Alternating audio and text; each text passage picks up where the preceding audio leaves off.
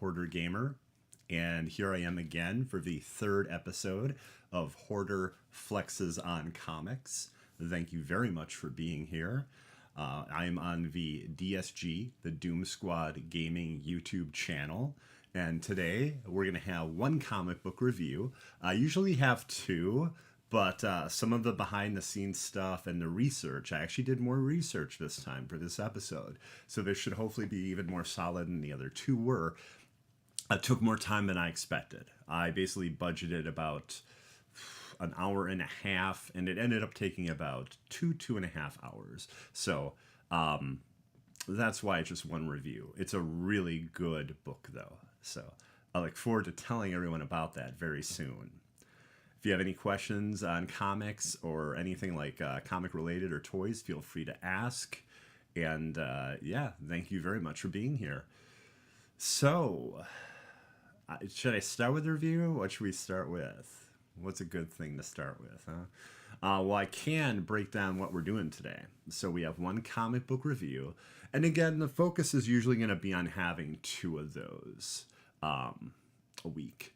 Not just one, but just one this week. And we're going to be looking at comic books that come out next week, which is going to be fun. We're going to talk about the newest episode of Moon Knight, which aired today. And as well as another showcase of a specific toy on my shelf behind me. Again, we're following the Gotham Knights series, so it'll be a Gotham Knights figure that I have not shown before. So I'm looking forward to that. Plus, there's a really cool toy I'll be talking about that's incredibly expensive, but I doubt I'll be getting it myself. But it was just announced yesterday or today, and it's gorgeous. And the company that makes them, they do astounding work. They are one of the best toy companies out there. They make toys for collectors, and unfortunately, their prices rise so often that it's really hard to keep up. It's really intense with this company, but I love them. The company I'll mention right now, Hot Toys. And Sideshow Collectibles is the easiest way to get their toys here in the United States. Unless you go to comic conventions or specific online toy sellers maybe. But, that's not always going to be an easy thing to do. So we are actually going to then... that's not really the start. The start was me talking about all that. So now we can get to the first comic book review. And actually today, the only comic book review. Today we have Little Monsters. Yeah, you can see that pretty well without terrible glare. So that's pretty cool. This is written by one of my favorite comic book writers, Jeff Lemire. An amazing writer. Did a really good job with Animal Man. Gideon Falls, just great. What's it called? Black Hammer, which is this wild story of exiled superheroes. They're exiled on a farm. You don't quite know why, and it starts out with a journalist trying to find out what happened to them. Yeah, that's an insane book, and it's hard for me to speak too much about it because I've only read the first 6 issues. And I need to catch up on that heavily. But yeah, everything I've read by Jeff Lemire, I've really enjoyed. He also did a really good run on a character I was not even a big fan of at the time, Green Arrow. His Green Arrow run was wild, and he brought in a villain that was real briefly shown in the TV series. They had almost a demonic banking cult that was going and abducting homeless people and stuff. It was a really screwed up story, but it was really good, and I really enjoyed his run. I want to say that was probably about I don't believe it was New 52. I think it was Rebirth. I want to say it was Rebirth. I could be wrong, but it's this stuff kind of melds together, and it's difficult to say exactly, when it happened. But yeah, Jeff Lemire's awesome, and Dustin Nguyen. I apologize, I don't know exactly how to pronounce his name. Very great art. I'll talk about that a little bit more detail in our review of Little Monsters #1, coming to you right now. Little Monsters #1, written by Jeff Lemire, art by Dustin Nguyen. A creepy and quick-moving intro to a post-apocalyptic world of children. Some play guitar. Some take bets to jump off buildings, higher and higher. And some of them are out to catch rats for dinner. As they sink their teeth into the live rats, tearing their heads off, the sun begins to rise, and one of the children says they have to get back inside. These children are vampires, and for over 100 years, they have waited for their elder to return. But everything changes when one of the children makes a shocking discovery. And I'm not going to say what that discovery is because, I definitely want you to check out the book. I'm not someone that likes to completely spoil the book for people. I don't agree with it. I think it's a bad idea. I feel that I like to touch the bases and give you a really good idea what the book's about. Definitely we're not just covering like a couple pages of it. I'm taking you through the book. But if there's a reveal at the end, I'm going to probably hold back on that, or, almost obfuscation or something they call it, I think. So, little dialogue and narration as the images tell the story. A glimpse into a broken, empty world is juxtaposed with what seems like young, innocent kids at play. Lemire is a great writer that makes this all seem effortless, and Nguyen's pencils reflect the harsh and unforgiving atmosphere. It's a definite recommendation. So, I definitely recommend Little Monsters #1. And I was very happy that my comic shop, Lost World of Wonders in Wisconsin, had it in stock. So, I will usually do a current issue when I do a review. However, this was just last month. This is issue 1. Issue 2 came out actually today. I did pick that up, but I haven't read it yet. It's Hoarder Flexes on Comics, so of course I've got to do that right there. Obviously, I'm doing that in a way not to damage the comic. But yeah, that was great. I highly recommend Little Monsters. I look forward to reading issue 2, and Jeff Lemire has never disappointed me. He's one of the few comic writers where I've not been disappointed by anything he's done. Even some of my favorites do things where I'm like, I guess. So, what about that Moon Knight? What about that Stephen Grant? What about that Mark? I thought it was a great episode. And spoiler alert, there are going to be spoilers here. I'm not going to ruin everything. I definitely can't do that to you. But yeah, there's going to be some spoilers. Basically, Mark is fully introduced. Well, actually, sorry. Stephen is fully introduced to Mark. And Stephen is taken into Mark's world, even though he doesn't want to be. And let's see, I'll go with one of my favorite moments. One of my favorite moments of the episode is where you have the villain seem, I'm a really nice guy. Hey, I made some lentil soup. Have some, it's delicious.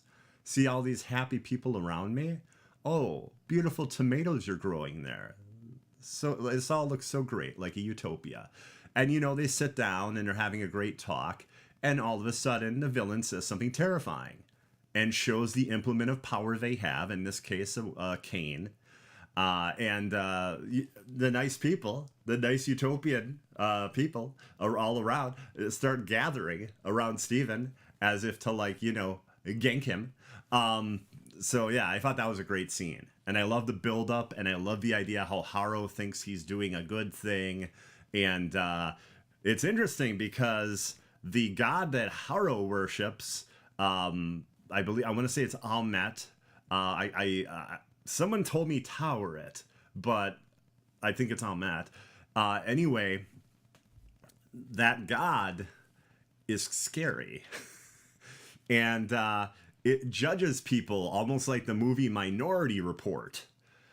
Before you do something, just having the thought about doing it is as bad as doing it. And that's how this god is going to judge the world. And yeah, that's pretty creepy. It's pretty scary. And in this episode, you get to meet Mark's wife, possibly soon to be ex-wife, and partner. You find out she knows about Khonshu. You find out that you can basically will a suit onto yourself if you are the fist of Khonshu. And this little tidbit, Harrow was the fist of Khonshu at one point. And he's also trying to like be nice to Steven, sort of nice, and like let him know it's just smoke and mirrors. It's noise and it's weather. It's nothing to worry about unless you let it be, as he's talking about Khonshu and Khonshu trying to terrify Steven to make him do what he wants. I think it's great. I think the show is great. I am very impressed, too, that DC finally took off the training wheels and decided to let their shows get a bit more adult. There's swearing, there's violence. It's really cool. And to me, this is one of the first Disney Plus series that seemed to have the action and the intensity of the movies. Don't get me wrong. I love WandaVision. I love Loki. I apologize. I feel terrible about this. I have yet to see Winter Soldier, Falcon and the Winter Soldier. I need to see that. At the point that was on, I didn't have Disney Plus, so it made it a little difficult. Did I say DC on accident? I might have, Michael. What did I say about DC? I apologize if I said that. It's Marvel. Yeah, so what I meant to say, and I guess I screwed it up and I'm sorry, is that it felt like the first Disney Plus series to feel like an actual MCU movie. Like with the action and all that. The intensity and everything. Oh, okay. Yeah, well, the swearing, basically, Disney Plus is kind of against that. And there's a few swears in this episode and a bit of violence.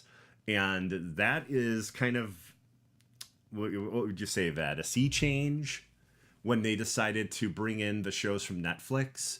And I think they decided all of that because they knew that Moon Knight was going to skew a little bit older than some of their other projects. But yeah, I really like it. And this is only the second episode. And truth be told, Ethan Hawke is a great actor. I'm just not a big fan of his. I think he's great as Harrow. I like him a lot. And we mentioned this last week. F. Murray Abraham is an amazing actor. He was in Amadeus in 1984.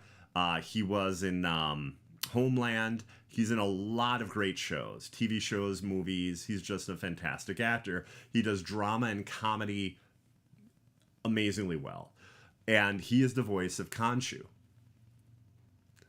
He's not the physical, look of Khonshu, but it's his voice. And he just knocks it out of the ballpark. And I look forward to learning more about Harrow.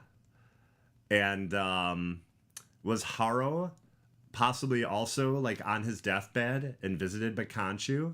Is that just his thing? You know? I'm very interested to know. Are they following it like they did in the comics? Is it going to be totally different? Plus, there are two amazing looks for Moon Knight in this episode. There's the Fist of Khonshu ceremonial outfit that Mark actually wears later, and before that, Steven wears a suit, which is they're both in the comics. Both those outfits are in the comics. Mr. Knight is the term for the suit, and it looks awesome. MCU did a really good job, or Disney Plus, because this is all technically now MCU. Did a really good job with it. I was really impressed. anyone has any questions on it or the comic, feel free to ask. Jed McKay is currently doing the Moon Knight run. I mentioned that about 2 weeks ago, and that's really good. I definitely recommend that. Now we're actually going to talk about one of the toys that's on my shelf, and then we're going to talk about a toy that isn't out yet, that was just announced. So 1 second as I, in live action, go and grab said toy from the shelf. Today we have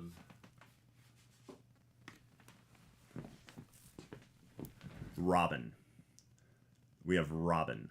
And I think it's a good figure. Now I will warn you. So there's this kind of like plastic design to the outfit he's wearing, and that looks weird. This outfit rendered in plastic looks kind of weird, but I do like the look of him, the action pose here with his weapon. I think it looks really cool. And these are Gotham Knights figures from the movie. I'm sorry, from the game. The movie, my God. Gotham Knights is at some point going to be a CW TV series, but probably nothing to do with the game from Warner Montreal. But these are from the Warner Montreal game, and these toys all came out in January and February, even though the game comes out in December, because they probably wanted the game to come out much earlier, but it got pushed back. And they can't just have the toys sitting in warehouses for 6 months. So the stuff comes out, you know?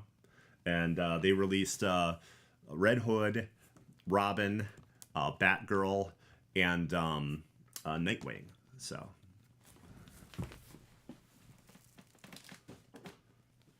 retails for about $19.99. Last time I checked, Amazon did have them. Stores are going to charge between $19.99 and $24.99. Usually the sweet spot is about like $19.99 to $22.99. So I think a good price for the figures, you know. Not a lot of accessories.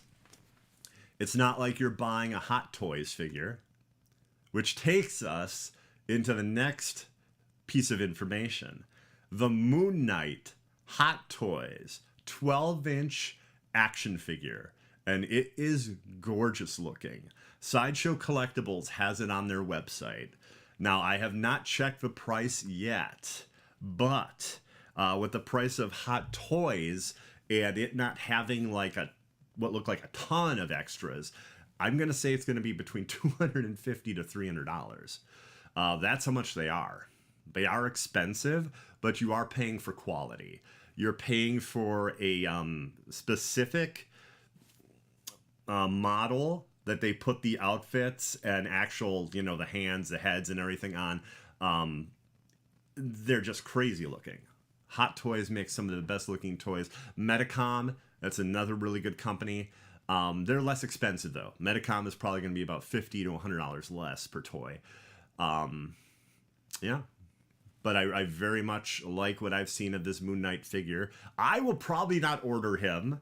But one nice thing is if you do want to order him, you have like, 8 months to a year to pay it off. Sideshow Collectibles allows you to pay in installments. So it makes it a little bit easier. They had a gorgeous The Batman figure come out of Bruce as Batman, you know, and then also an alternate face or alternate head depicting Pattinson. Now, I don't know if this Moon Knight has Oscar Isaac head. I'm not sure on that. I've not seen that yet, but the pictures they've shown are great, and it is insane looking. Also keep in mind, if you're looking for a less expensive version, I'm absolutely certain they will have Marvel Legends Moon Knight figures. And hopefully Mr. Knight, as well as the traditional ceremonial Fist of Khonshu outfit. So, but yeah, that's the toy that was announced this week that I wanted to talk about briefly. And now we're going to talk about books that are coming out next week, because this show isn't just about today. This show is also about next week and books you can look forward to. And you could actually pick up at your shop when they come out either Tuesday or Wednesday. I believe DC books come out on Tuesdays and on Marvel books on Wednesdays. And the other companies between those 2 days. Okay. So, first up, we're not doing Marvel or DC first this week, everybody. We're doing, let's see. Do I review Archie comics? Like, what Archie comic would you want me to review? I watch Riverdale. It can't be more convoluted, confusing, and crazy than that. It can't be more off the rails than Riverdale. That's just not possible. Okay, because this show is about comic books. I'll take a real quick tangent here. So, I don't even know what Riverdale's doing right now, everybody. They had this 5-episode Twilight Zone type of crazy miniseries they did. And now they're back with what should be their whole season, and it's completely insane. It's an insane take on superheroes, and I believe what's going to be supervillains. Like, we know one of the supervillains. Percival Pickens. What a fun name. What a fun name. Yeah. Some characters are heroes, and I'm sure some are going to be revealed as villains. And magic, too, of course. And possession of human bodies. And I don't know what they're doing.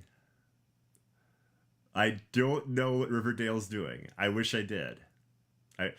I've said the show is off the rails, and now the show, like, it is the rails. There's nothing on them. Like, empty rails. Like, no train could stay on them, because as soon as a train would try to, they would just, go off the rails. Yeah, that show's nuts now. But yeah, it's their take on superheroes and supervillains, and I don't know if this completely changed the story arc. If they're doing an alternate universe thing, I do not know. The 5-episode thing was an alternate universe called River Vale. Or it took place in an alternate universe called River Vale. But I have no idea what they're doing right now. No clue. Anyone else have any questions or any books you want me to review?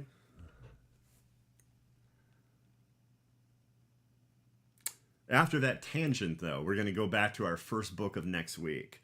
A Town Called Terror, #1, written by Steve Niles, the writer of 30 Days of Night, which is a really cool vampire book that takes place during, like, the solstice, and where there's, 30 days of night, which would be really bad for great for vampires, bad for us.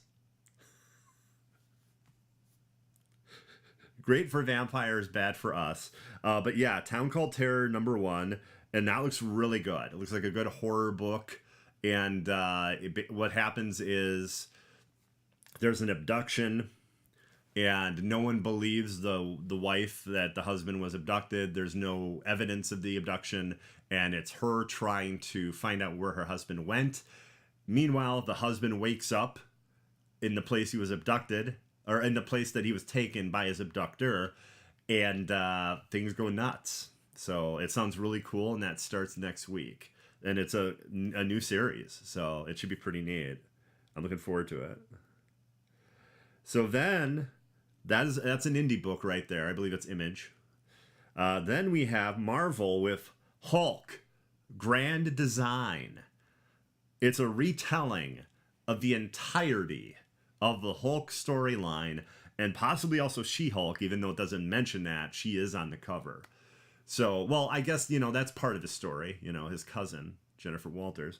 But yeah, it looks really awesome. Hulk Grand Design, and that comes out next week from Marvel.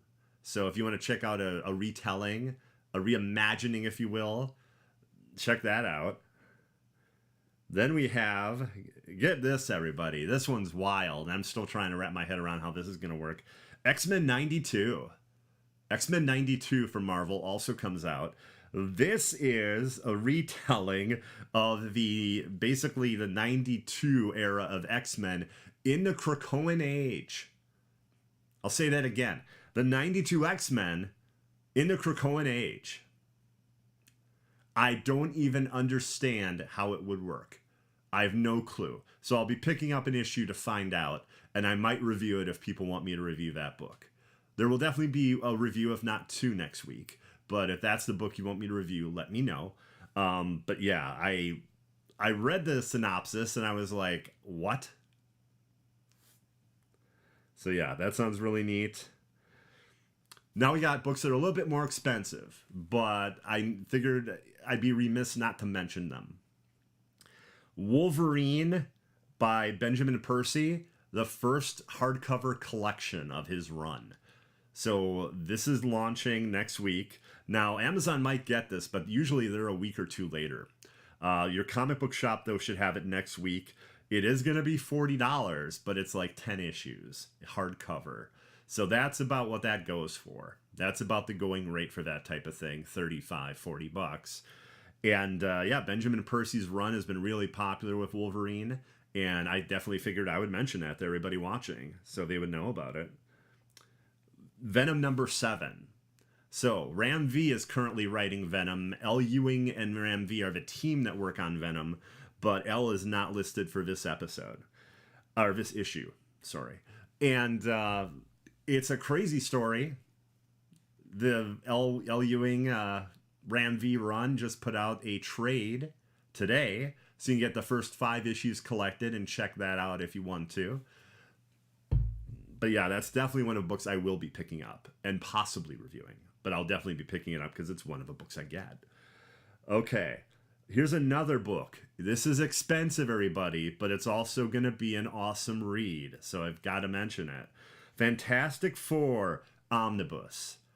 Omnibus is a word Marvel uses for a comic that's crazily expensive. No, I'm just kidding. They're usually about 24 issues, 30 issues, hardcover. Oh, they're always hardcover, and they're between $100 and $125. This one's $100. Now you're paying for an amazing amount of comics, and Jonathan Hickman is an amazing writer. Did just a bang-up job with X-Men, bringing in the idea of the Krakoan Age, which I mentioned earlier with X-Men 92. And not that he didn't write that, but you know, he created the Krakoan Age and the whole House of X, Powers of X, and was a huge person in the Hellfire Gala story arc. So this is his run on Fantastic Four. And I'm actually fascinated by this book because this is a run I haven't read. So yeah, that's going to be really cool. I don't plan on running out and getting it because like it's $100, but it's going to be a great read and an awesome collection. And for the amount of books there, the amount of issues it covers, the price is not that bad. Okay, here we go with DC comic books, everybody. DC, Batman 89, number 5 of 6. Batman 89 is the sequel to Tim Burton's 89 movie Batman, written by the screenwriter Sam Hamm. So Sam Hamm, they actually got the screenwriter of the 89 Batman to write a sequel, and it heavily features Two-Face. And what's really neat is it's the Billy D. Williams version of Two-Face, who Billy D. played Harvey Dent in the 89 Batman. It's really cool. It's a really neat storyline, and it's only 6 issues total, and this is the second to last issue. So that comes out next week. I've been enjoying that a lot. I've also been enjoying Superman 78, which is a really cool Brainiac storyline.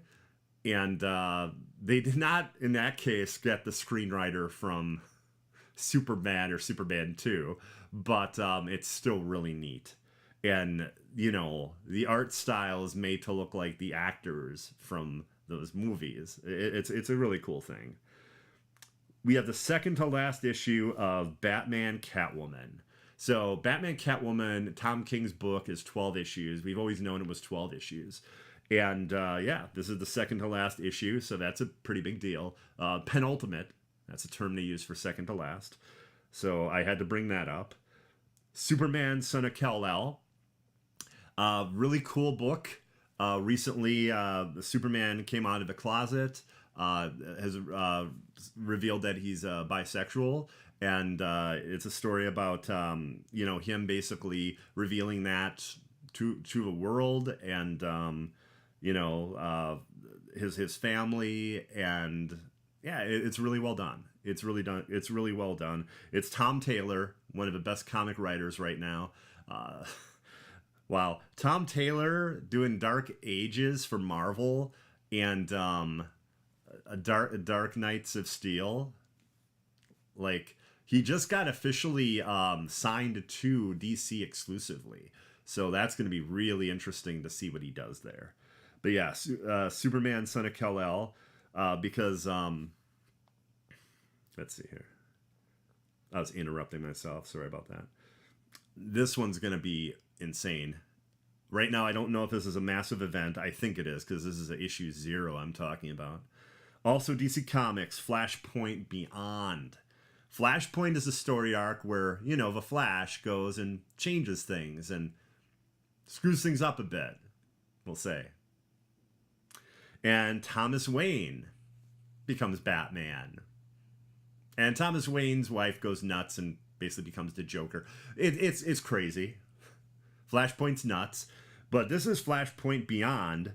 And it's like a brand new series / miniseries. And it should be pretty amazing.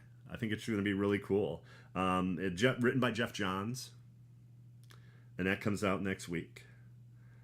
And yeah, that's actually the end of the comic books I have, you know, that I've listed that are coming out next week. A lot more comics obviously are coming out, but there's only so many I can focus on in a short period of time, between a half hour, 45 minutes to an hour, you know. Do I have any questions at all?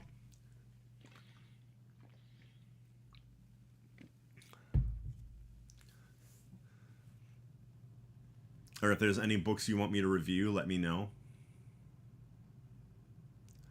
I may not be able to do it instantly.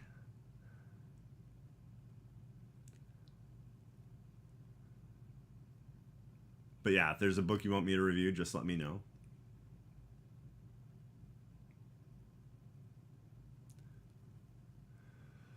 Pick of the week must read.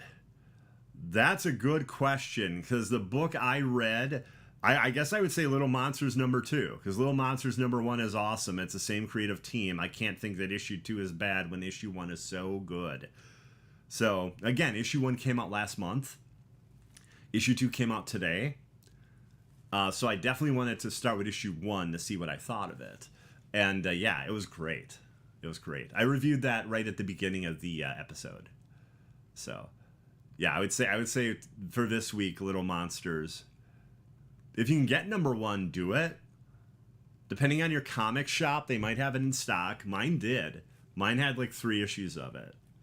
But issue 2, they should have quite a few of. That's the one that came out today. She-Hulk has been great.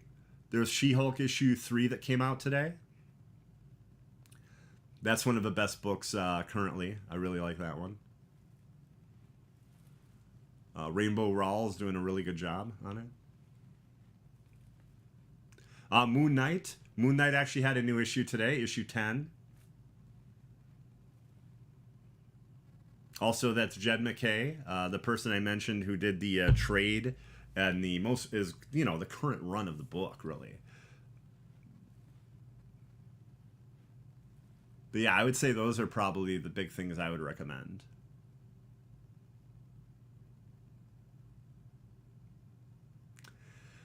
Well, everybody, I want to thank you all very much for joining me. Very cool of you. Thank you. And yeah, episode 4 of Hoarder Flexes on Comics will be next week at 8 p.m. Central. I'll be talking about more books. I'll be talking about some toys, some TV. Not sure exactly if it's always going to be like a Moon Knight episode, you know, for these 6 weeks or what, but it might be. It might be. And also DSG on the DSG channel, as well as the Doom Killer channel, does like a show where they review Moon Knight as well. So you can get different perspectives, which is always awesome. But yeah, thank you very much, everybody, for watching. I appreciate it, and I hope you all have a fantastic evening. Thank you, and this was Hoarder Flexes on Comics. Thank you very much. Bye-bye.